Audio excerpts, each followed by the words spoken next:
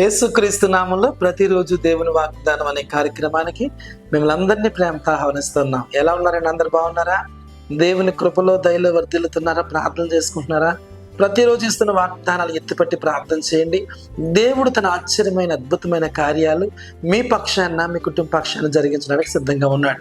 అనేక మంది దీవించబడుతున్నారు, ఆశీర్వదించబడుతున్నారు, గొప్ప గొప్ప కార్యాలు అనిపిస్తున్నారు. ప్రతి ఆదివారం యేసయ్య సన్నిధిలో 9:30 నుంచి ఆరాధనలు జరుగుతున్నాయి. ఇప్పటికే వేల మంది ప్రజలు వచ్చి దీవించబడుతున్నారు, ఆస్వాదించబడు. మీరు రండి, అడుగు పెట్టండి. దేవుడు గొప్ప కార్యాలు చేస్తాడు. మీ కన్నీరు తొడబడతాయి. మీ కష్టాలన్నింటినీ దేవుడు తీసివేసి గొప్ప ఆనందం, సంతోషం మీ జీవితాలు కలుగ చేస్తాడు. ఈ రోజు కూడా అద్భుతమైన వాగ్దానం ప్రవేశిస్తున్నారు. రండి వాగ్దానం చదువుకుందాం. యెషయా గ్రంథము 61వ అధ్యాయము 3వ వచనం. దుఃఖమునకు ప్రతిగా ఆనంద తైలము నిక్కితును. హల్లెలూయా. అద్భుతమైన వాగ్దానాన్ని ప్రవేశిస్తున్నాడు. దుఃఖమునకు ప్రతిగా ఆనంద తైలం మీకు ఇస్తానని దేవుడి ఉదయకాల సమయం మాట్లాడుతున్నారు. దేవుని బిడ్డలారా, ఈరోజు చాలా మంది కన్నీటిలో ఉన్నారు, దుఃఖంలో ఉన్నారు. మీకున్న పరిస్థితులను బట్టి, మీరు ఎదుర్కొన్న సమస్యలను బట్టి, ఈ రోజు మీకున్న స్థితిగతులను బట్టి మీరు దుఃఖంలో ఉన్నారని నాకు అర్థమవుతుంది. చాలా మంది వాగ్దానం వింటున్న ఆయా దేశాల్లో, ప్రాంతాల్లో ఉండి మీ పిల్లల విధంగా, వ్యాపార పరంగా, కుటుంబ పరంగా ఎంతో దుఃఖం, వేదన మీలో ఉన్నాయి. ప్రభు చూపిస్తున్నారు. వాటన్నిటిని దేవుడు ఆనంద తైలంగా మార్చే రోజు రాబోతుంది.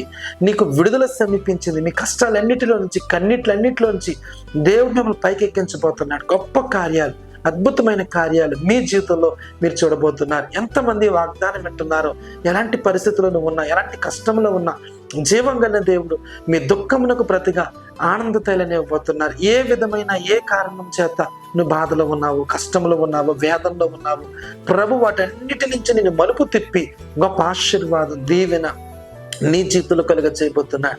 ఎంతమంది దుఃఖంలో ఉన్నారు, వేదనలో ఉన్నారు, ప్రభు మీకు అద్భుతమైన శుభవర్తమానం, ఈ ప్రవచన వాక్కును దేవుడు విడుదల చేస్తూ ఉన్నాడు. ఎలాంటి సమస్య అయినా, ఎలాంటి కష్టమైన, ఒకవేళ మనుషులు భయపడుతున్నారా, మనుషులు చెప్పిన మాటలు విని ఇది నా వల్ల అవ్వదు, నా వల్ల జరగదు, నాకు ఎవరు లేరు, నాకు సహాయం లేదు, రేపు ఎలా నా పరిస్థితి, నా పిల్లల పరిస్థితి ఏంటి, నా వివాహము, నా గర్భఫలం, నా ఉద్యోగం, నన్ను ఒక భయపడుతున్నవేమో, నీలో ఉన్న దుఃఖమంతా దేవుడు ఆనందముగా మార్చబోతున్నాడు. హల్లెలూయా. నీ ఘనమైన కార్యం, ఆశ్చర్యమైన కార్యం, మహిమ కలిగిన కార్యాన్ని పరిశుద్ధాత్మ దేవుడు జరిగిస్తూ ఉండగా ఈ ఉదయకాల సమయం ఈ వాగ్దానం ఎత్తుపట్టి ప్రార్థన చేయండి. గొప్ప కార్యాలు చేస్తాయి. తీర నష్టం కలిగిందా? వ్యాపారంలో లాస్ అయిపోయారా? ఒకవేళ పిల్లలు మీ మాట వెనుక దుఃఖంలో ఉన్నారా? ఎన్ని చేసినా, ఎంత కష్టపడిన అభివృద్ధి లేక దుఃఖంలో ఉన్నారా? మీ దుఃఖములకు ప్రతిగా దేవుడు ఆనంద తైలాన్ని ఇవ్వబోతున్నాడు. అభివృద్ధి చూడబోతున్నాం, ఆశీర్వాదం చూడబోతున్నాం, దీవెన చూడబోతున్నాం, కృప వెంబడి కృప చూడబోతున్నాం, మహిమ నుంచి అధిక మహిమలోకి నడిపించబోతాం. మునిపెన్నడూ చూడని, ఊహించని కార్యాన్ని, గొప్ప కార్యాన్ని పరిశుద్ధాత్మ దేవుడి ఉదయకాల సమయంలో జరిగిస్తూ ఉండగా దేవుడు మిమ్మల్ని దీవిస్తూ ఉండగా ప్రార్థనలోకి విడిచండి. పరిశుద్ధాత్మ తండ్రి నీకు స్తోత్రాలు. ఎంతమంది వాగ్దానం విన్నారు?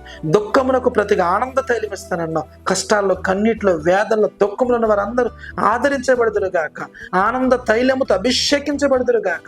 నీ ఘనమైన, ఆశ్చర్యమైన, మహిమ కలిగిన కార్యం జరిగించండి. మహిమ పొందండి. యేసు నామమున అడుగుచున్నాము తండ్రి. ఆమేన్, ఆమేన్. హల్లెలూయా. దేవుడు మనందరికి ఇస్తున్న వాగ్దానం, మీ దుఃఖమునకు ప్రతిగా ఆనంద తైలాన్ని ఇస్తున్నాడు. అలాంటి కృప దేవుడు మనందరికీ దయచేయును గాక. ఆమేన్. God bless you.